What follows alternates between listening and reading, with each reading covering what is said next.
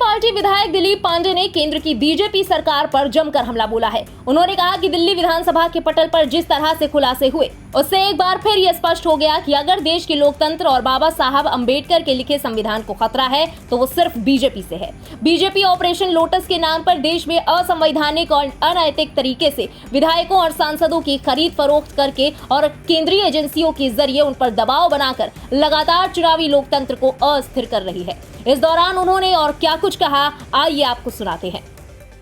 Bharatiya Janata party operation lotus के नाम पे लगातार इलेक्टोरल डेमोक्रेसी को अस्थिर करती रही है। पंजाब के विधायकों को तोड़ने खरीदने की कोशिश हुई, जिसके ऊपर खुलासा किया पंजाब के विधायक साथियों ने। भारतीय जनता पार्टी ने अपना घिनौना चेहरा, अपना लोकतंत्र विरोधी चेहरा सामने लाते हुए दिल्ली के विधायकों को फिर से तोड़ने की नाकाम कोशिश करी है। तो अभी हमारे साथ आ जाओगे तो पैसा मिलेगा, 10 लोगों को लेकर आ जाओगे तो मंत्री पद भी देंगे और सत्ता में, पावर में बने रहोगे।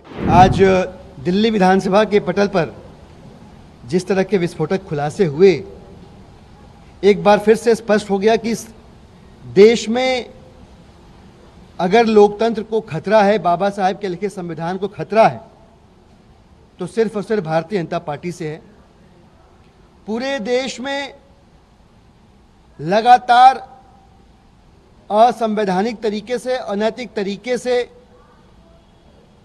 विधायकों, सांसदों की खरीद फरोख्त करके, दबाव बना के, केंद्रीय एजेंसियों का दुरुपयोग करके Bharatiya Janata party operation lotus के नाम पे लगातार इलेक्टोरल डेमोक्रेसी को अस्थिर करती रही है।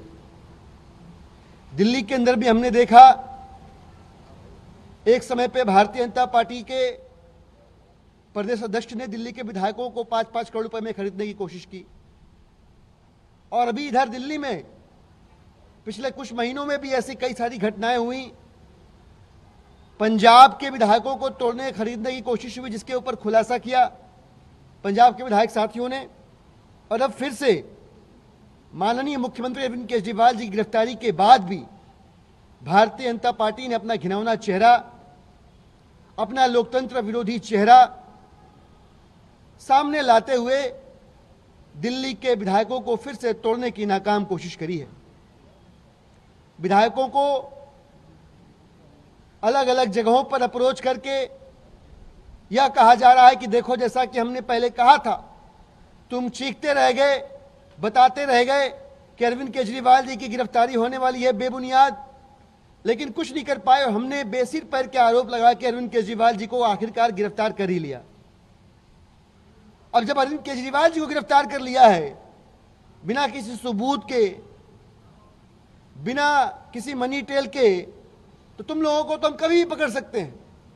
और अब जब उनको गिरफ्तार कर ही लिया है, तो हम राष्ट्रपति शासन की ओर धकेलेंगे दिल्ली को, और फिर पार्टी को खत्म करेंगे, तोड़ेंगे।